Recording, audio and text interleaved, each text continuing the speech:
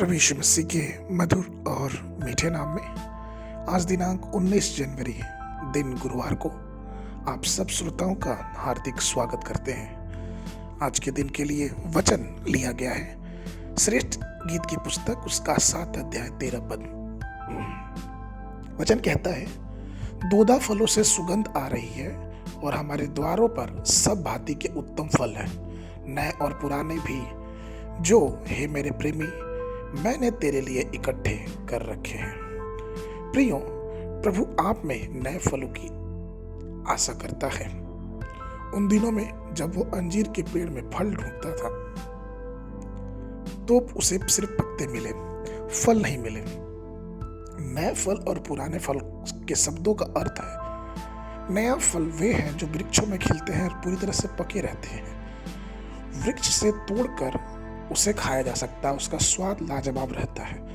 पुराने फल का मतलब ये होता है कि जो फ्रिज या ठंडी जगह पर रखा जाता है और जिसे लंबे समय तक खाया जाता है, लेकिन उसका स्वाद नए फलों के समान नहीं होता। परमेश्वर भी हमारे जीवनों में प्रतिदिन एक नयापन की आशा रखता है। यूहन्ना की पुस्तक उसका 15 अध्याय 5 पद कहता है कि मैं दाख लेता हूँ, तुम डालियां हो। जो मुझ में बना रहता और मैं उसमें, वो बहुत फल फलता, क्योंकि मेरे बिना तुम कुछ भी नहीं कर सकते। हाँ, फल पैदा करने का रहस्य प्रभु में बने रहना है। यूहन्ना के सुसमाचार का पूरा 15वां अध्याय उस जीवन के बारे में बताता है जो जीवन परमेश्वर से जुड़ा रहता है। क्या होगा अगर एक पत्ता सोचे कि मुझे पौधे से जुड़ने की कोई जरूरत नहीं, मैं उसके बिना भी रह सकता हूँ और मेरा जीवन उसके बिना भी हो सकता है।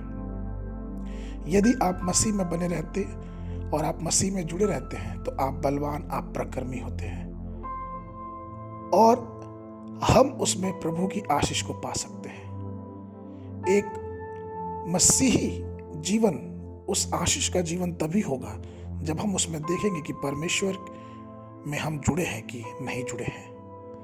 इस नए वर्ष में प्रभु के लिए फलदायन होना बहुत ही जरूरी है। हम प्रभु के लिए फल दें, यही हमारी सबसे बड़ी कामना होना चाहिए। प्रभु में प्रिय लोगों, आइए अपने जीवन से प्रभु को नए फल के समान सुगंध दें और उसकी इच्छा अपने जीवन में पूरी करें, यही हमारी कामना होनी चाहिए। नए फल के समान हम भी लोगों को स्वाद दें, प्रभु के उस प्रेम का स्वाद जो प्रभु हमारे जीवनों में देता है। आज के मनन के लिए प्रकाशित वाक्य पुस्तक उसका 22 अध्याय 2 पद। और नदी के इस पार और उस पार जीवन का पेड़ था, उसमें 12 प्रकार के फल लगते थे और हर महीने फलता था, और उस पेड़ के पत्तों से जाति जाति के लोग चंगे होते थे।